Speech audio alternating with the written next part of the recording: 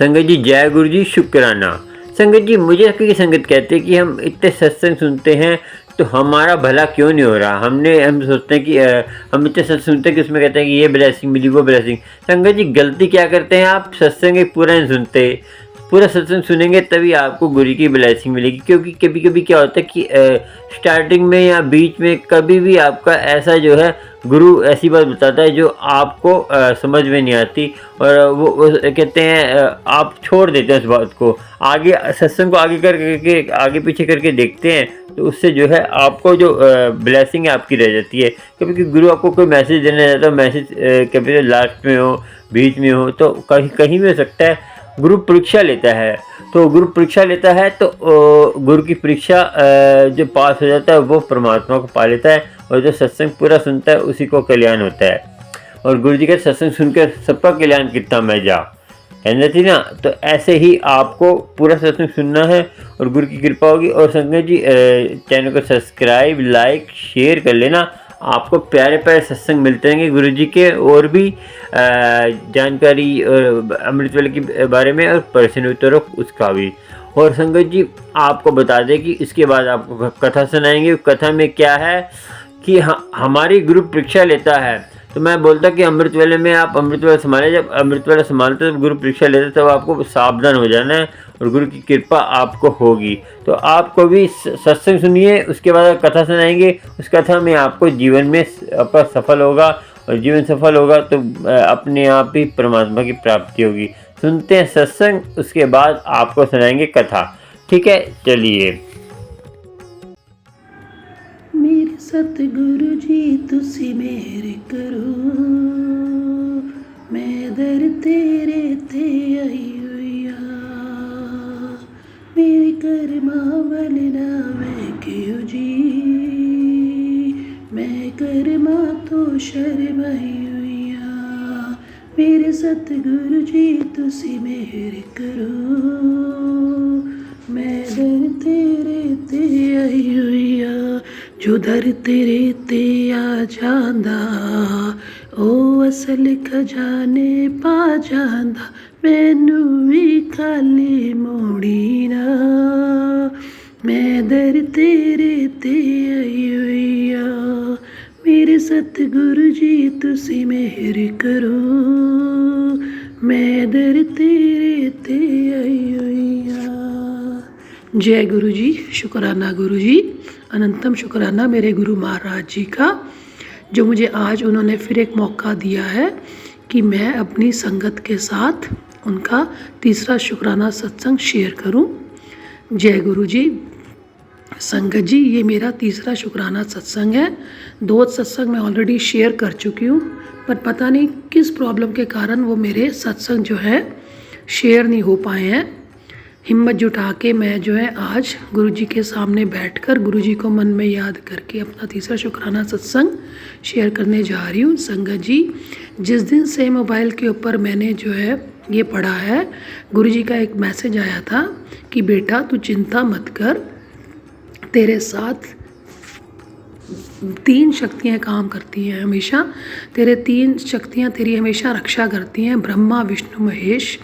तो मैं संगत जी आपको ये बताना चाहती हूँ कि जो गुरुजी एक बार बोल देते हैं वो उनकी पत्थर की लकीर होती है, वो सच में रियलिटी होती है। संगत जी मुझे उस दिन ये प्रतीत हुआ, क्योंकि रात के समय जब मैंने ये सत्संग देखा, ये यूट्यूब पर मैसेज देखा, तो मैंने मन में सोचा कि गुरुजी कैसे मेरे साथ मतलब तीनों शक्तियाँ कनेक्ट हो रही हैं, ये मुझे बताओ आप। और आप विश्वास नहीं करोगे संगत जी, मेरे यूट्यूब के ऊपर जो है लाइव सत्संग रात को जो है 1 बजे जो है वो शेयर हुआ। श्रीमन नारायण नारायण हरि हरि, श्रीमन नारायण नारायण हरि हरि, श्रीमन नारायण नारायण हरि हरि। संगत जी मैं तो हैरान रह गई, और जैसे मैंने ये सत्संग लाइव देखा, मैंने इसको ज्वाइन किया, अपने कानों के अंदर अपने हेडफोन्स को लगाकर इसको सुनना शुरू किया, और इतना मेरे मन को सुकून मिला मैं जिसका आपको बता नहीं सकती, जिसका मैं कभी सपने में भी अंदाज़ा नहीं लगा सकती। ऐसे लग रहा था कि जैसे ये सत्संग गुरुजी ने मेरे लिए ही लाइव कराया हो। बचपन से ही जब मेरे बच्चे बहुत छोटे थे तब मैं नारायण जी की, बृहस्पति जी की इतना पूजा पाठ और व्रत करती थी। आंधी आए तूफान आए, मैंने कभी उनके व्रत करने नहीं छोड़े संगत जी। लेकिन जैसे जैसे मेरे बच्चे बड़े हुए तब मैं गुरुद्वारे में जाना शुरू कर दिया और मैंने बृहस्पति जी के फास्ट रखने बंद कर दिए। लेकिन गुरुजी को तो जैसे पहले से ही पता था कि मैं नारायण जी के साथ, विष्णु जी के साथ मेरा कैसा रिश्ता है। श्रीमन नारायण नारायण हरि हरि, श्रीमन नारायण नारायण हरि हरि। अब तो लगता है कि जैसे ये जो धुन है मेरे कानों में ऐसे बजती है संगत जी, जैसे मुझे इससे इतनी पॉजिटिव एनर्जी मिलती है इस धुन से कि मुझे गुरुजी पीछे बैठे हुए साक्षात नज़र आते हैं और मुझे ऐसे लगता है कि जैसे गुरुजी ने मेरे मन की पुकार सुन ली है और गुरुजी साक्षात मेरे साथ, उनकी एनर्जी मेरे साथ काम कर रही है। संगत जी, मैं आज रात से ही मेरी तबीयत बहुत ख़राब है संगत जी। नहीं तो मैंने कल भी सत्संग शेयर करने का सोचा था, लेकिन आज इतनी ज़्यादा तबीयत ख़राब है जिसके कारण मेरे मन में हो रहा कि मैं अपना संगत जी के साथ अपना शुक्राना सत्संग शेयर करूं। संगत जी, ये मेरा तीसरा सत्संग है। जो भी कुछ गलती हो अब अपनी संगत जी को माफ़ करना। संगत जी, जय गुरु जी, शुक्राना गुरु जी, अनंतम शुक्राना मेरे गुरु महाराज जी का। जय गुरु जी, धन गुरु नानक, धन गुरु नानक, धन गुरु नानक। गुरु जी, संगत जी, जय जय गुरु जी। मुझे मैं पहला अपना सत्संग कर रही हूँ। गुरु जी ने मुझे कितनी बार मुझे बोला है संगत जी कि शुक्राना कर, शुक्राना कर। मैं बार बार शुक्राना लिख देती थी मैसेज पर, लेकिन शुक्राना करना क्या होता है मुझे अब पता चला है। तो संगत जी, मुझे नहीं पता मैंने क्या बोलना है। गुरुजी जो बुलवाएंगे बस वो जो भी निकलेगा मुंह से वो गुरुजी ने ही निकलवाना है। सत्संग तो बहुत सारे हैं, बट ये नहीं अब समझ में आ रहा कि मैं कहाँ से शुरू करूँ। पर ठीक है, मैं स्टार्टिंग से शुरू करती हूँ। संगत जी, जय गुरु जी, जय जय गुरु जी, अनंतम अनंतम शुक्राना मेरे प्यारे गुरु जी। आपका कितना मैं व्याख्यान करूं मुझे नहीं पता महाराज, मैं कैसे शुक्राना मैं आपका करूं। आपने जो मुझे दिया है ना महाराज, अब तक की ज़िंदगी में मुझे वो कहीं पर भी नहीं मिला महाराज। बस संगत जी, मैं आपको शुरू से ये बताना चाहती हूँ कि भोलेनाथ जी से तो मैं ये सोच लो कि जब भी मैंने आंखें खोली हैं इस दुनिया में, तो मेरे घर में जो है भोलेनाथ जी की एक मेरे पापा ने स्टैचू रखा हुआ था, मूर्ति रखी हुई थी। तो वो हमेशा से मैंने उनको देखा कि वो उसकी पूजा किया करते थे। और एक नाग देवता जो है अलग से लाके उनके साथ रखा हुआ था, उसकी भी पूजा किया करते थे। तो जैसे जैसे मैंने होश संभाला मुझे पता लगा कि माहू नाग देवते को भी हम मानते हैं, जो कि भोलेनाथ जी के गले में टंगे रहते हैं, गले में होते हैं, सॉरी गुरुजी महाराज। तो हमारे यहाँ, मैं हिमाचल से भी बिलोंग करती हूँ, मेरी शादी अमृतसर में हुई है। तो बात कुछ ऐसी हो गई कि मुझे बताते मेरे मम्मा कि मेरे मम्मा एक बार डंगरों को चराने के लिए गए हुए थे कहीं पे शिमला में, और मुझे एक जगह पर रख के चले गए। और जब वापस आते हैं तो क्या देखते हैं कि दो सांप जो है मेरे सामने लड़ रहे हैं। और माता रानी, मम्मी ने कहा मेरे कि हे माहू नाग देवता, अगर आप यहाँ से चले जाते हो मेरे बच्चे को कोई नुकसान नहीं होना चाहिए, आप चले जाओ, मैं आपसे अरदास करती हूँ, मेरा बच्चा डर जाएगा, मेरे बच्चे को कुछ मत करना। और वैसे अरदास करने के बाद जो है वो सांप एकदम से थोड़ी दूरी पर जाके गायब हो गए। तो मेरा ये मानना है कि मैं बचपन से ही भोलेनाथ जी का मुझ पर हमेशा से ही एक आशीर्वाद रहा है। मुझे ऐसा नहीं है कि मुझे दुख नहीं आए संगत जी, बहुत दुख आए। मैंने ये सोच लो कि अब तक की ज़िंदगी में मैं खुशी के पल, सब्र के पल अब देख रही हूँ। सब्र भी मैंने बहुत किया है, पर अब तब वो सब्र नहीं था जो सब्र आज है संगत जी। मैंने मतलब ये सोच लो कि जब से मैंने होश संभाला है ना संगत जी, बस मैं रोती रही। खुशी के पल बहुत कम और दुख के पल बहुत ज़्यादा थे।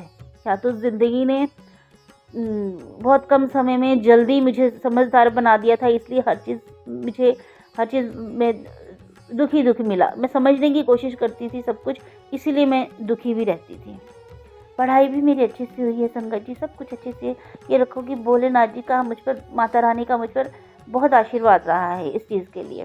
पर कहते हैं ना कि परीक्षा भी उन्हीं की लेते हैं भगवान, जिनको वो ज़्यादा प्यार करते हैं। तो शायद मेरी मॉम की भी बहुत परीक्षा हुई, अब बाद में मेरी भी बहुत परीक्षा हुई।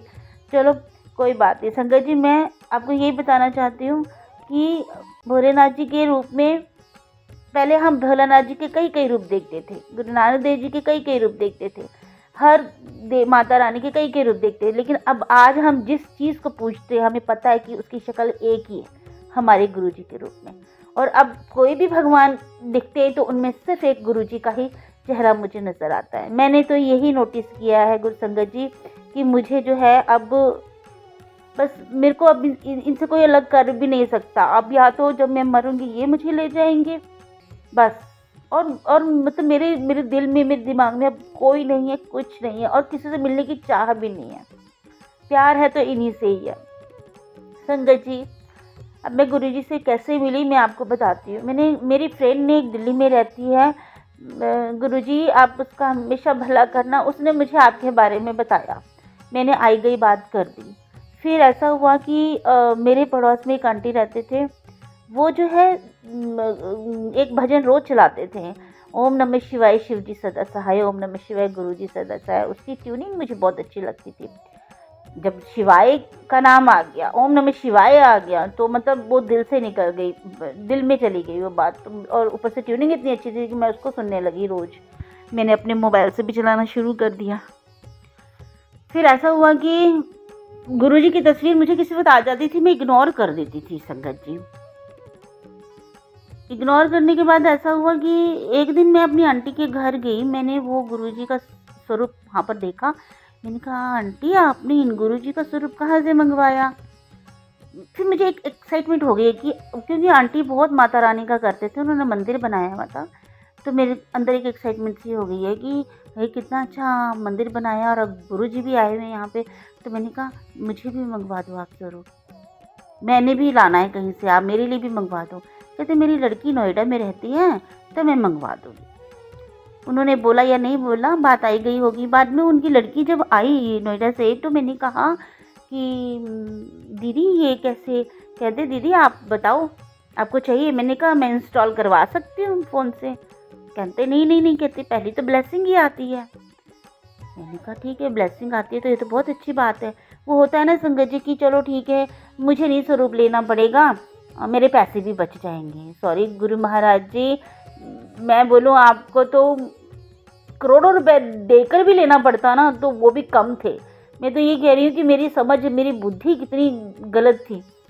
कहते नहीं फ्री में आता है और ब्लेसिंग मिलती है। मैं खुश हो गई कि फ्री में आता है, चलो ठीक है फिर अब मुझे नहीं निकलवाना पड़ेगा।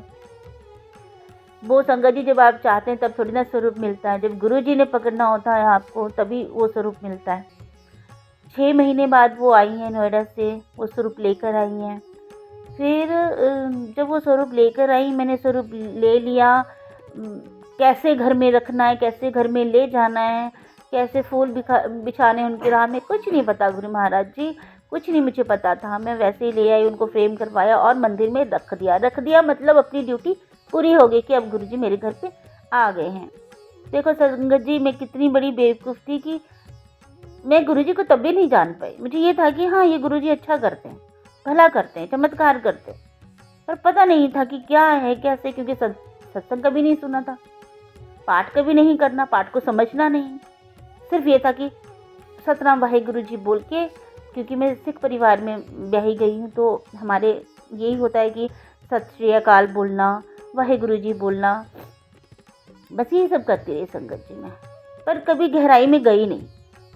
2 साल 2021 में मैंने उनका स्वरूप ले लिया था तो संगत जी तब तक मैं जुड़ी नहीं थी। 2 साल तक मैं बिल्कुल भी उनके स्वरूप के साथ उनसे बातें नहीं करी, बस जय गुरु जी बोल के साइड हो जाती थी। फिर ऐसा हुआ कि हम लोग कहीं घूमने गए और हिल एरियाज़ पे हम घूमने गए और ऐसा हुआ कि हमारी एक सड़क से गाड़ी निकली और दूसरी सड़क में आके गिर गई और जैसे ही वो गाड़ी पलटी मेरे मुंह से निकला वाहेगुरु जी। पर संगत जी ये भी देखो कि जिस सड़क पर हमारी गाड़ी गिरी उस सड़क से नीचे खाई थी और इतनी दूरी खाई की थी कि हमारा वहाँ पर कुछ भी ना रहता।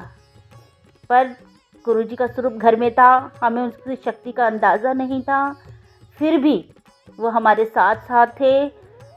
हमें एक को भी कोई खरोच नहीं आई, हमारी गाड़ी पूरी तहस नहस थी, लेकिन हमें, मेरा बच्चा था, मेरे और भी मेरे साथ गए हुए थे, मेरे हस्बैंड थे, हम में से किसी को कोई खरोच नहीं आई। जय गुरु जी। संगत जी, गुरु जी को मैं नहीं समझी थी, लेकिन गुरु जी मेरे साथ साथ चल रहे थे।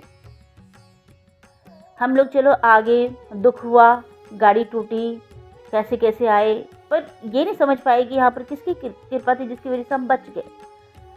आगे संगत जी हो गया। फिर अभी 2023 में 7 जुलाई को गुरुजी का जन्मदिन होता है संगत जी। तो जून में मैं जुड़ी, जून में मैं जुड़ी हूँ संगत जी। जून में भी मुझे किसी ने बोला, मेरी पड़ोस में एक लड़की रहती है, उसकी शादी हो चुकी है, वो गुरुजी से पता नहीं कब से जुड़ गई, मुझे पता ही नहीं था। उसने अचानक से किसी को कहा हमारे ही गली में, हमारे ही उसमें, कि आप सत्संग में आओगे क्या, मतलब मैंने कहीं सत्संग में जाना है तो आप आओगे।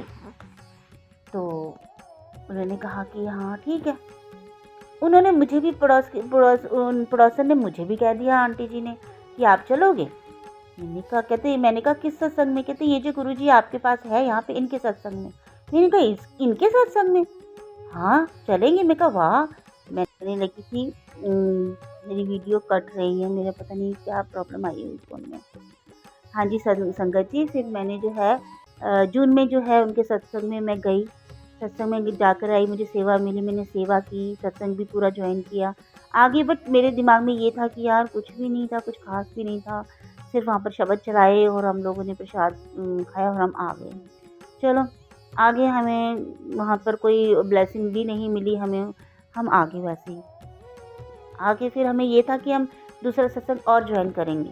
मैं फिर थोड़ा सा उनके मंत्र जाप करने लगी, मुझे थोड़ा सा होने लगा कि हाँ ठीक है, हम जाके आए सत्संग में तो कुछ तो करते, कोई तो बात है जब वहाँ पर इतने लोग आए हुए थे बस। पर समझ में नहीं आया क्या बात थी। फिर हमने दूसरा सत्संग ज्वाइन किया, दूसरे सत्संग के लिए हमें बुलाया गया, हमने दूसरे सत्संग ज्वाइन किया।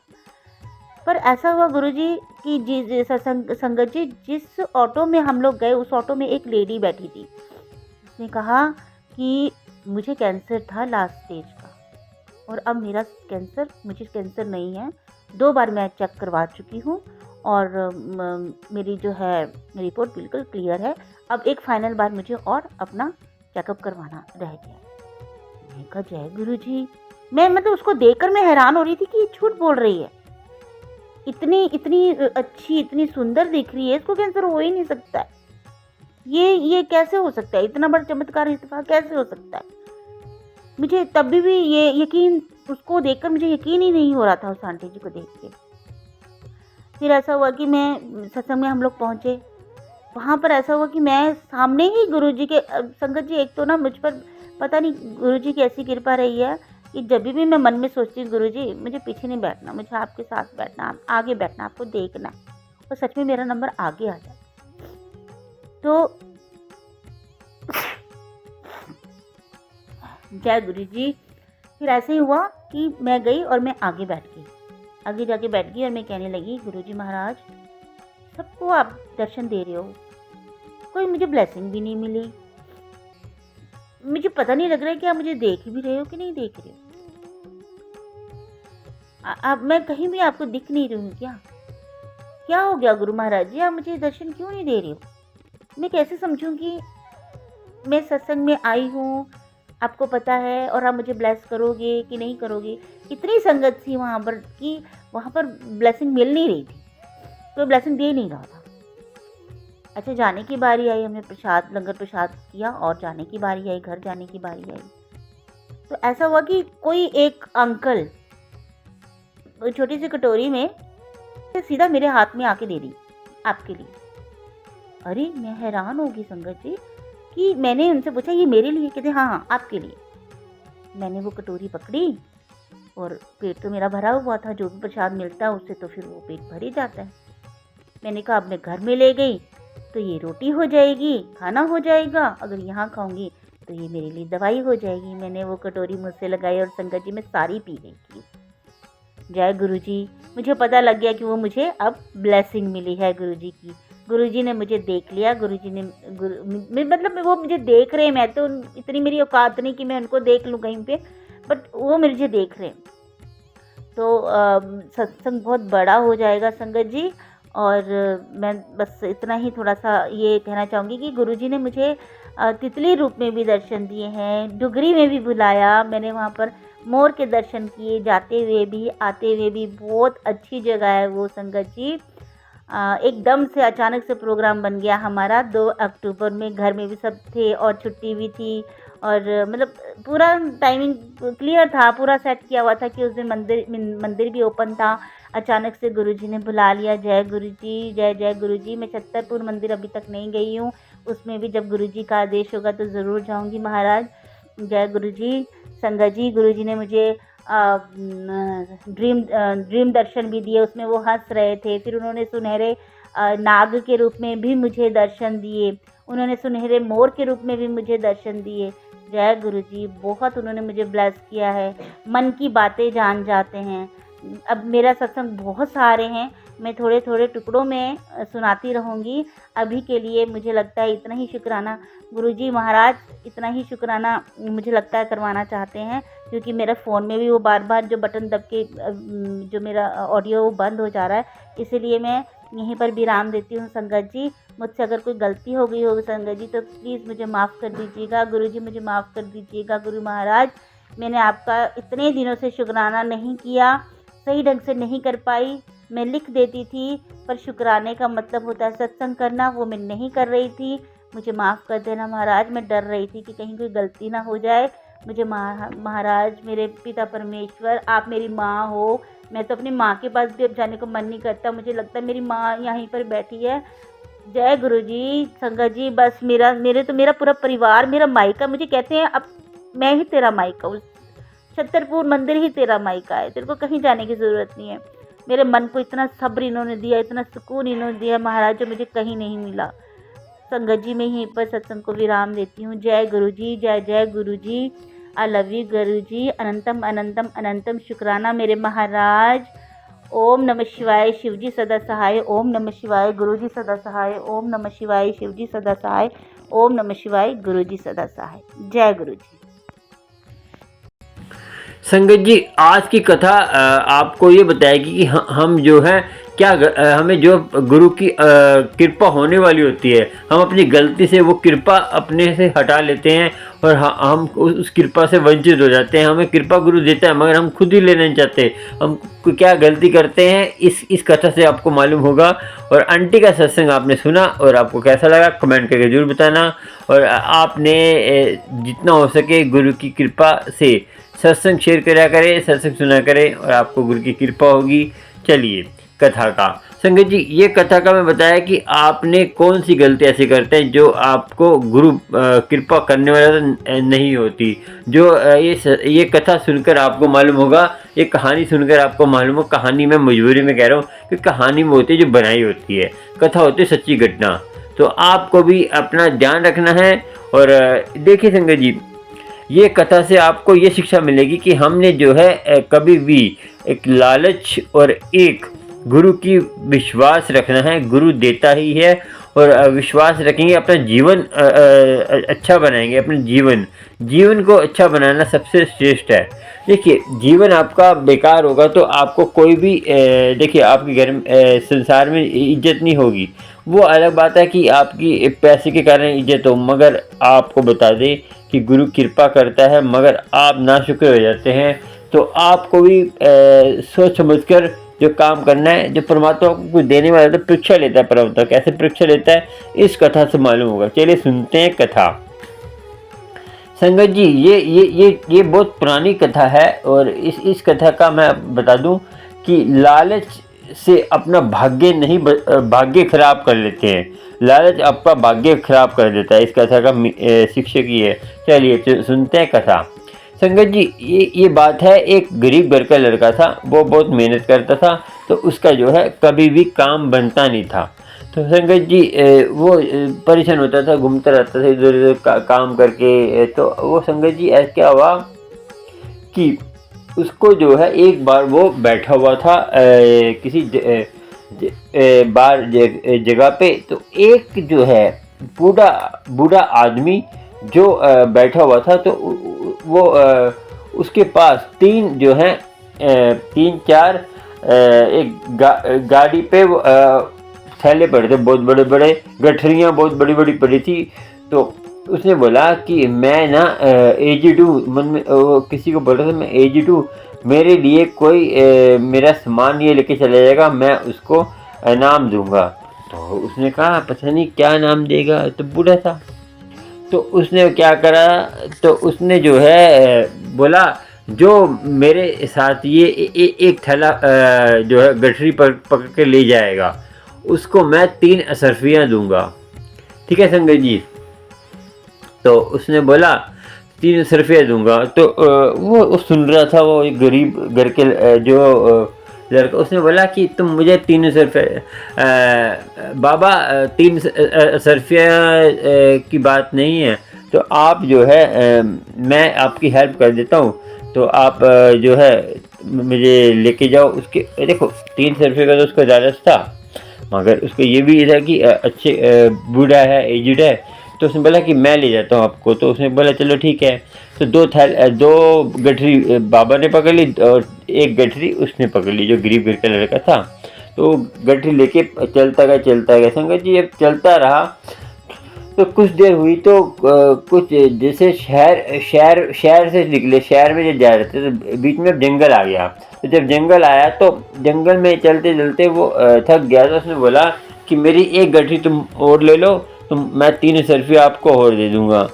तो उसने कहा ठीक है। तो उसने एक असरफी उसने एक गठरी और पकड़ ली। तो कहता कि इस आपको संगत जी बता दूं कि जो पहली गठरी उसने पकड़ी थी, जो गरीब लड़के ने, जो जवान था, तो उसने पूछा था कि इतना भारी क्या है इसके अंदर। तो उन्होंने बोला था कि इसके अंदर तांबे के सिक्के हैं। ठीक है संगत जी। तो उसने फिर वो चलता गया। तो जब उसने दूसरी गठरी जब पकड़ी संगत जी, उसने पूछा कि इसके अंदर क्या है। उसने बोला इसके अंदर चांदी के सिक्के हैं। तो संगत जी चलता गया, काफ़ी देर चला। तो क्या हुआ संगत जी, जंगल से एक शमशान एरिया आया। तो तब भी वो चलता गया। तो फिर उसने जो है कहा कि फिर आई संगत जी पहाड़ी आई। पहाड़ी में कहता है मैं चढ़ नहीं पाऊँगा, तो तीसरी गठरी भी तू पकड़ ले। तो कहता है इसमें इतनी भारी क्या चीज़ है, कह रहे इसमें सोने की सरफियाँ हैं। संगत जी ठीक है। तो वो संगत जी मैं आपको बताऊं, जब इसने क्या हुआ, जब इसके मन में क्या हुआ संगत जी, मैं बताऊं कि जब इसने दूसरी चांदी की सरफी पकड़ी थी, तो इसके मन में लालच आ गया कि मैं जो है ये संगत जी मैं बताऊं कि जब इसने पहली और दूसरी तीसरी तीनों गठरी में इसके मन में विचार आया कि मैं तांबा बेचकर, काफ़ी तांबा बेचकर मैं पैसे कमा लूँगा। इसको ये क्या कर पाएगा, बूढ़ा है तो कुछ कर नहीं पाएगा, ना मेरा पीछा कर पाएगा। और जब चांदी की सिर्फ इसको जब गठरी दी थी, तब कहता था कि चांदी की गठरी बेचकर मैं अपना मालामाल हो जाऊँगा, मैं जो है अपनी एक दुकान खोल लूँगा, मैं अपना कोई काम धंधा कर लूँगा, तो मेरा जीवन संभल जाएगा। जब इसको सोने की गठरी दी, इसके मन में और ज़्यादा लालच आ गया। ये पहाड़ी पे ये क्या पहाड़ी आई, तो उन्होंने दिया। तो ये कहता कि मैं क्या करूँगा, पहाड़ी का जो नीचे जब उतरने लगेंगे तब मैं भाग जाऊँगा, तो जो है ये कुछ नहीं कर पाएगा। संगत जी क्या हुआ कि जब वो पहाड़ी पे चढ़ा, जब नीचे उतरने लगा, तो वो एकदम भाग गया तीनों गठरी लेके। और संगत जी इसको जो है गठरी पहले जब पानी से निकला था, ये संगत जी एक बार बताना भूल गए, ये पानी से जब निकला था, तो पानी से निकला था, तो इसको जो है कहा कि मुझे भी ये गठरी उसने दे दी थी। तो संगत जी तो ये बात आपको समझनी चाहिए कि उसने जो है जब पहाड़ी के नीचे ये जो है संगत जी भाग गया, तो वो बूढ़ा आदमी देखता रहा। तो ये भाग कर एक जगह संगत जी खड़ा हुआ तो खड़ा हुआ तो इसने क्या करा कि जब अपने घर पहुंचा तो इसने गठरी खोल के देखी संगत जी। पहली गठरी में क्या था, चांदी के, जो चांदी के नहीं, उसमें पहली गठरी में तांबे के नहीं थे, उसमें जंग खाए हुए लोहे के सिक्के थे। और दूसरी गठरी में भी जंग खाए लोहे के सिक्के थे। तीसरी गठरी में लोहे के सिक्के थे जंग खाए। और एक उसमें पर्ची लिखी थी कि मैं यहाँ का राजा हूँ, तो मैं यहाँ के राज्य के लिए एक राजकुमार ढूंढ रहा था अपने राज्य के लिए, जो ईमानदार होगा, जो राज्य के लिए जो ईमानदारी करेगा, तो उसको मैं यहाँ का राज्य बना दूँगा। मैं राजा ढूंढने आया था, उसकी परीक्षा ले रहा था। तो जो ईमानदार होगा उसको मैं ये राज्य दे दूँगा। तो वो संगत जी क्या हुआ कि देखिए, हमने थोड़े से लालच के पीछे हमने कितना बड़ा, देखो उसको राज्य मिलने वाला था। तो इस कहने से क्या शिक्षा मिली कि हमें जो है कभी भी लालच नहीं करना चाहिए। क्या पता गुरु ने हमारे लिए कुछ अच्छा सोचा हो, कुछ हमारे लिए ऐसा सोचा हो कि आपको उससे ज़्यादा अच्छे मिले। तो हमें भी अपने आप को गुरु के विश्वास और गुरु के उसकी रजा में रहना चाहिए। हमें गुरु मान लेते सोचता ही है। तो और ईमानदार रहेंगे और सच बोलेंगे और किसी लालच नहीं करेंगे। देखो, लालच मेहनत करना कोई बुरी बात नहीं है, मगर लालच क्या होता है, किसी की चोरी करना, किसी का धन चुराना, या किसी का धन चुराने, शॉर्टकट रास्ता अपनाना। शॉर्टकट रास्ता नहीं अपनाना संगत जी, ठीक है जी। और संगत जी आज का इतना ही। गुरु आपकी भला करे, गुरु कृपा करे, और आप भी गुरु के सत्संग सुनकर अपना जीवन सफल बनाएं और गुरु की मेहर बनाएं। और कथा सुनकर आपको कुछ ज्ञान मिला हो तो चैनल को सब्सक्राइब, लाइक, शेयर कर लेना। और शेयर करने से क्या है, और कमेंट में जरूर बताया करें कैसा लगा आपको सत्संग। और शेयर करने, सब्सक्राइब करने से क्या है कि आपको प्यारे प्यारे गुरु जी के सत्संग मिलते रहते हैं, गुरु जी की कृपा होती रहती है। चलो गुरु मेहर करे। जय गुरु जी। शुक्राना शुक्राना, सारी संगत का शुक्राना, और सारी संगत सुखी रहे, फूलती रहे। जय गुरु जी। शुक्राना।